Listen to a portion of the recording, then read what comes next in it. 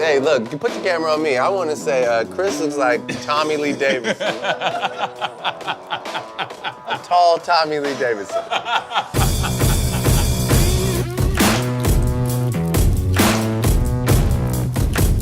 Man, I want to start with these guys.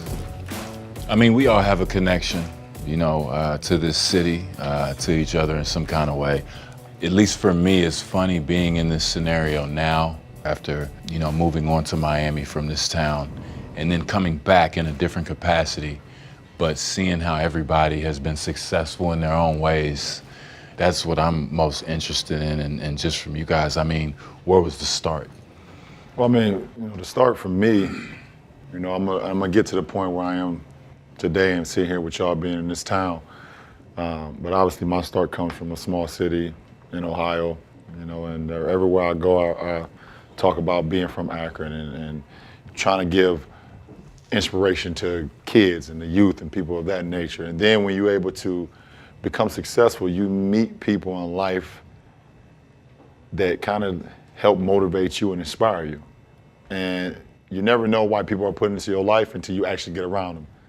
And it puts me in this position today where I'm sitting with two of the greatest guys that I've ever encountered with, spent time with, done things obviously that people know about and some things that people don't know about, but how we just collectively inspired each other. And then you sit back and you just say, I'm truly blessed. And you at this table right now. I'd just like to say, just based off your attire, you're like the Lawrence Fishburne interviewing. I'm just gonna preface with that, and then I'm just gonna go into, for me, how we all got here was like, when you were here, we were all just kind of admiring the fact that you were incredible at your craft and what you brought to the city. You brought that sort of that franchise feel to our city, and I always had a great admiration for you. And then to meet you, you're an incredible person. I mean, that's kind of our story. I unfortunately didn't really get involved as much in the Raptors or basketball element when we first met. I wish I was. And then with Bron, I think for me it was kind of just the ascending at similar times. And I think one of the most pivotal moments for me in my career was when you showed up to the So Far Gone party in Toronto. That prominent marriage between sports and entertainment, right. It was really big for us. And then from there, I mean, not to be like overly sentimental, but you've obviously just been, we're brothers and we're friends, but you're one of the biggest inspirations, period, in life. I think for anybody that is into dominating and just being overwhelmingly incredible at what they do. So I mean, that's kind of how we're all here, I guess. Is that good enough? It's pretty good. All right. You sold it pretty good, bro. Okay, all right. Well, I mean, I guess I'll just talk with my first experience with you guys. Brian, we played each other. We ran into each other 3 times over the course of a summer in 2001. 2001. Yeah, 2001. And the first one was in AB City Camp. And I didn't know who you were, but I knew your name. And you just start killing some guy from Ohio. And he was like, I'm gonna check that guy. He was super adamant about guarding you. And I just remember, yeah, sure, whatever. By the end of the game, I'm asking, who is this guy? And somebody said, oh, that's LeBron James. And, it kind of started off from there. We played AAU against each other a couple times. And I mean, right off the bat, you kind of know the face that you're gonna see for a long time. And for me, I was just trying to aspire to be like we all were, right, and attaining that top level. And then, I mean, it's crazy how kind of things come around and, being able to play with you, being in the same draft class and, having you as one of those guys to push me every day. Because when I was here, kind of like what Drake was alluding to, that was one of my inner passions was to, be the level that you were at, because as a player, I wanted that as well. And I felt that I should be in that conversation. Yeah. That's what drove me. And Drake is funny, bro. I mean, like you say, in the city at that time, I mean, it just was kind of hanging out, and everybody was just around, you know, and it didn't feel special, or it didn't. I mean, we were just happy to be hanging out. I know I was. I mean, for me, it was just nice to be able to do other things, to go to parties, to hear records, or to hear people doing their thing, to get away from basketball, you know. And at the time, yeah, it seemed so unattainable, especially for a Canadian artist. Not that you're a Canadian artist, you know. No, 100%. But, you know, it kind of was a negative connotation at the time, Yeah, you know, and it's kind of a thing that puts you in a box, and it's so crazy just to see you do so many great things. Do you remember how, you know, each step that you made on the way, or is it kind of just some blur that you just blink and then you're here? It's been a journey, you know, and it's been incredible to do it this way. I guess the further we get, the more you forget the early stages. Even when you talk about just being like, you were not from here, but you were a Canadian basketball player, right? Yeah. You know, so it's tough to feel big. It's tough to feel. There was a time where it was really tough to feel like we could ever transcend that, so like that actual literal border. It was tough to get over that border. Now I think we've developed like a whole new monster over the years. I think we probably have some of the most passionate, prideful fans. You know, we have a city that is so proud, and we have like a bunch of people that are, you know, beyond diehard for not only basketball, but just for like everything that the city stands for. For sure, Toronto is one of the only place that no matter where I go in the world, I meet somebody from Toronto. Yeah. Everywhere I go. And they'll always Doesn't tell matter. you that they're It's crazy. from there, and Yeah. they'll always draw the parallel, like, oh, I'm from Toronto, and they'll look at you like, recognize me, because we share that bond in life. So I think as a city, we've all been on that journey for a long time, and I think maybe in the last, I mean, obviously, I think it started with Vince. I think it graduated to you, and then I think now we've gotten to a place where we've even created stars, you know, guys that have been on the team that maybe have gone to other teams after and wouldn't be stars, but they were stars here, or they felt like stars here. I think that now we've gotten to a point where if we were to ever get at this stage in basketball, that thing, that thing, you know what I'm saying? If we were to ever get that guy, if you ever had but honestly though, not joking around, but if you ever had a LeBron that came here and played, I think you would see something that you've never seen before. You know, Yeah. The city is so appreciative of the efforts put forth. So it is a special place in that regard. I think that people come here, and you definitely, I know it's the winter and the taxes and all that stuff, but I think the love you gotta feel. Sure. And that's one of the things I definitely felt. And it's funny because seeing me, being able to play with a guy like Vince Carter, because that's what we're here for. What did Vince Carter mean to you as a basketball player? Yeah. Because I know, like, for me, Vince Sanity, half man, half amazing. Half We can man, keep half amazing. going all Yep. day.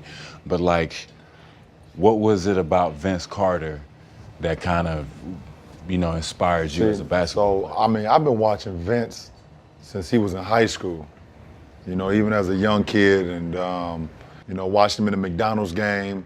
Obviously, I followed him. I mean, I wanted to go to North Carolina at the time, so him going to Carolina, it was like, okay, watching Ed Cota throwing the lobs to him with him and Antoine Jamison and all those guys on that team. So when you're watching Vince, you are understanding this guy is bigger than North Carolina. He's the guy in a college game that gets about 12 to 14 points, but he has no business out here on this court. Yeah, for sure. He's out here, this is just straight up, he's just straight for the conditioning. And when he gets to the next level, whoever gets him is gonna be special. So, for me, and for all of us, it's something about basketball when a guy can literally when you really look at him and you think he's flying. You're like, what the fuck? How did he just do that? And Vince was that guy. Vince was that guy where you like, if he get one dribble inside that three-point line, you better move. Even in college, right? Even in college, you better move or you're gonna be on the poster. And for a kid like myself who started to find his way with some athleticism, you looked at Vince like, damn, I ain't gonna be able to get to that point, but if I can get half or 3/4 of it, you know, then I'm doing something right. So, and I didn't even know the passion of Canada or Toronto at the time. I had no idea. I just knew that what he was doing was something that the game really, we seen Mike fly, we seen Doc fly, and Dominique, we seen him, you know, fly. We seen Clyde Drexler fly. But Vince took it to another level when you talk about flying. Yeah. We hadn't seen nothing like that. For sure. And like, I mean, you know, I guess for you, Drake, being able to see a guy like that flying and being able to inspire a whole generation, how did that feel being a kid in the city, you know, trying to inspire what you're trying to inspire, but being able to see a guy with Toronto across his chest mean this for basketball? For me, I mean, I didn't play ball, so, you know, to hear Bron talk about sort of the technicalities of it is amazing, you know, like to hear the actual admiration for the craft. I mean, we all watched greatness, right? So it's, you know, when you get to witness that, it's pretty evident. But for me, it was different, man. For me, it was a time, you know, it was a time marker. Because when Vince was popping in the city, we had nightclubs that seemed larger than life. We had celebrities coming to our city and performing that would have never been here before. We had rappers and people from here that were acting like we were in New York. You know, people were driving different cars and starting businesses, and, you know, he created a culture for us that we had only seen on television. So what about that made you guys feel that way? You know what I'm saying? Just because we had somebody and Yeah. people were gravitating to us, you know? So everybody was like, oh, you're paying attention to that? Well, look, I got, you know, everybody kind of got like charged off his energy, off his excitement. And he wouldn't shy away from it. That was the other thing. Vince wasn't like one of these guys that's like, oh yeah, I'm out here, but I'm gonna just go straight home and you won't. I mean, he was like, yo, I want you to see me. I'm gonna open a club in the city. You know, I'm gonna go out. I'm gonna be in, you know, he was in music videos. Like, I think I rapped about it, but like, you know, Vince did like a cameo in like Cardinal, Glenn Lewis videos. Like that, to me, was crazy because those were guys that just, I didn't know if they could go that far at that time. I don't think any of us thought we could go that far at that time. And the next thing you know, we got Jay-Z performing in like a parking lot for Rock the Caravana, which like we had never heard of in our life, but they just created an event around our city because we just had excitement. We finally had something, you know, and that's kind of what I talk about or that's kind of what I mean when I say like, you know, when you give this city something, they're gonna make it into everything. For sure. You know? For sure. That's, you know, it's funny you say that, man. It's like one of the main things that for me as an athlete,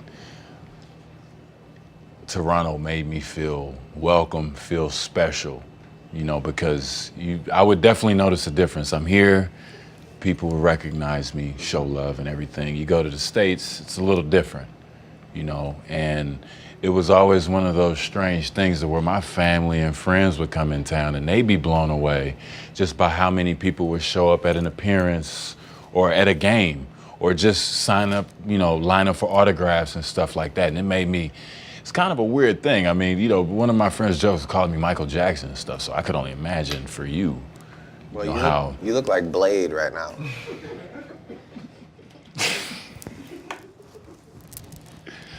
You know what, I like where this is going. I was ready for this. I was hoping this would happen. You remember when Eddie Murphy used to do the vampire movie? Vampire in Brooklyn. You look like Toronto. Vampire in Brooklyn right now. You don't like my? No, I love it. What is it? It's Which the part double is B. it? It's the double B's. With Double the, B's. That's what I'm going for, though. the knee length. Yeah, I'm going for the. We taking blood. I love it. I'm trying to put out there. Is it working? It's working. Awesome. Yeah, you're a legend. Big time. And I like the, the one chain, small medallion. Set 'em. Very Marvin Gaye. Yeah, thank you. Turtleneck. Thank you. super dope. Yeah. Thank you. Brian got Why do I Brian. get thrown in this? I'm over here quiet. Brian got 3 crests. Why do I get thrown in this? What does each one mean? I mean, I don't. Toronto, couldn't just Ontario. be one in the center. It couldn't be one Canada. big one. It couldn't like 3 crests is the Carter effect. perfect segue. Yeah. So we're doing, you guys are doing this film about this moment in time, about this guy. How is it to be able to, one, have the means and have the vision to creatively put together something like what we're about to see? Because for one, I mean, me as an athlete and as a black man, to let's be honest, Toronto International Film Festival doesn't have a lot of color in it.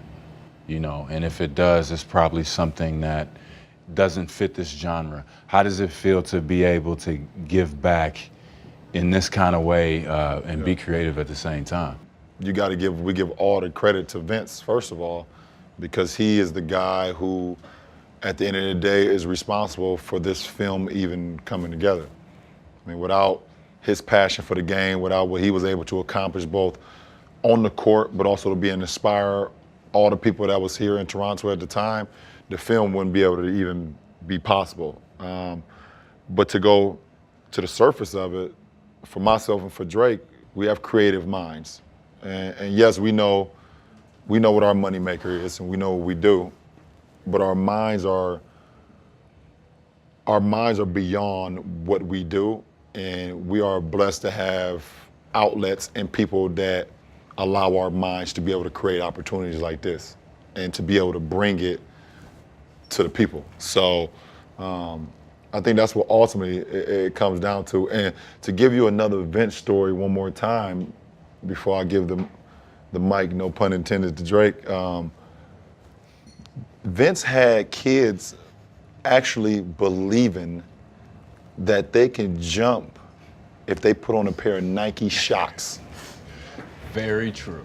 Did I have a pair? You had a pair? I absolutely You had the white and green. I had man. white. No, had everybody white, didn't green. have a pair. Everybody had a pair. I didn't have a pair till I got listen, drafted. I had a pair. Listen, Vince really had you believing that the shock technology in those shoes will make you jump 100%. like that. No, 100%. It's not a lot of, you got MJ Air. Yeah. To make you believe Air. Yeah. You got Vince with Shock. You got cross trainer with Bo. You got a little something with me, but this ain't about me. We double air over here. 360 airbag plug, We some used to do plug. the 3 straps. Yeah, just like, we in here. We in here. But he Getting really more had you aggressive. believing. He really had you believing that, man. Yeah. He really had you believing that. What was Nah. your first pair, though? What was your first pair? Mine was the The black, the black black and silver with the joint? Raptor color. Raptors color. The shock was I in, didn't get them till the 2s. the shock white was in and red. silver. Over there in your locker when you got drafted. Yeah. Look, I got you. What do you want, Chris? The first thing I want. Anything I can want, I want the right and wear. Yeah. Make it happen. Yep. Yeah. You know what's so funny? I remember it was all that, and then there was another shoe at the time. Like they were trying to sell. This was like before people really had capability to research stuff. Don't tell me the shrimp shoes. You remember they used to sell the shoes that you used to be able to dunk better in? the shrimp shoes. The all white orthopedic looking shits. With the But Jonathan- they said, yeah. they said, and Vince was like, I'm gonna strip these down. I'm just gonna give you, Yeah, just literally, I'm gonna give you 2 pieces of plastic on each side. Dunk like me. straight up. Yeah.